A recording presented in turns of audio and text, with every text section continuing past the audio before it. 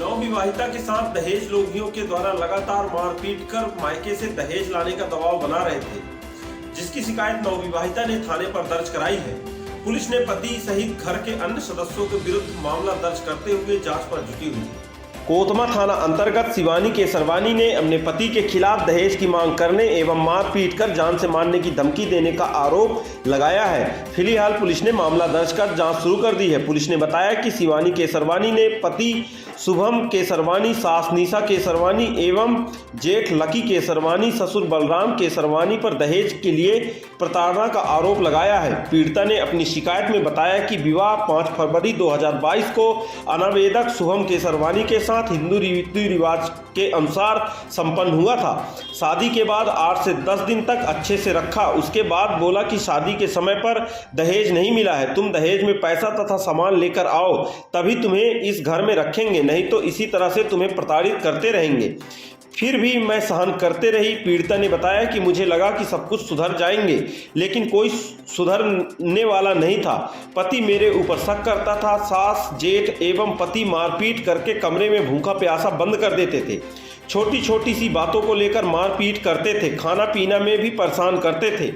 पूर्व में मैंने सागर जिले के मोतीनगर थाना में आवेदन दिया था, जिस पर कोई कार्रवाई नहीं हुई। घर में झगड़ा होता था। पीड़िता ने बताया कि झगड़ा होने के कारण पति के साथ अलग किराए के कमरे में रहने लगी थी, जहां पर मुझे पति द्वारा मारपीट की जाती थी। जेठ तथा सास भी मेरे कमरे पर आते थे और दहेज के लिए प्रताड़ित करते थे।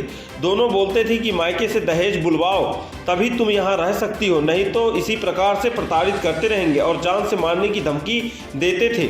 घर से निकल जाने के लिए भी धमकी देते थे। ससुर भी अभद्र भाषा का प्रयोग करते हुए घर से निकल जाने की धमकी देता था। पीड़िता ने बताया कि मेरे साथ अभद्र भाषा का प्रयोग करते हुए मुझे घर से निकाल दिए हैं, जिससे परेशान होकर मैं कोतमा थाने पर शिकायत दर्ज कराई हूं, जिस पर पुलिस ने धारा 498A, 294, 323, 506, 34 IPC 3/4 दहेज एक्ट का मामला पंजीबद्ध करते हुए मामले की जांच पर जुटी हुई है। गौरतलब है कि दहेज लोभियों के द्वारा इस प्रकार से कृत्य पूर्व में भी अनूपपुर जिले में किया जा चुका है। कई बार तो ऐसा होता है कि दहेज लोभियों के द्वारा दहेज न मिलने के कारण जिंदा जला देने या फांसी में लटका देने का भी मामला सामने आ चुका है।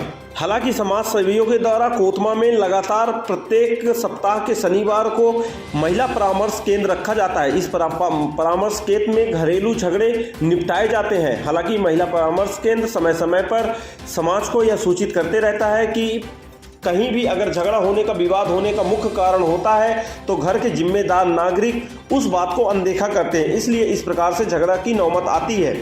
घर पे नए युवा लड़कों को ही अब जिम्मेदारी संभालनी चाहिए। वहीं सास ससुर को भी बहू को अपनी बेटी जैसी मानने चाहिए।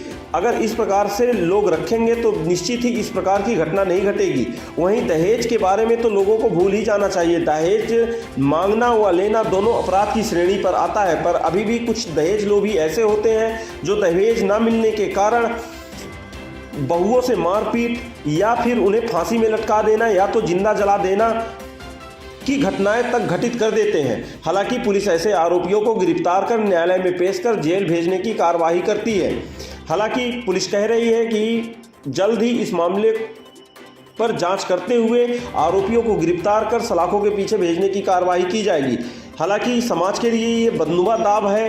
दहेज मांगना और लेना दोनों ही अपराध की श्रेणी पर आता है, लेकिन अभी भी समाज पर रह रहे लोग इस बात से बिल्कुल भी अनजान है या फिर इसे नज़रअंदाज करते हुए दहेज लोभियों के द्वारा दहेज की मांग की जाती है।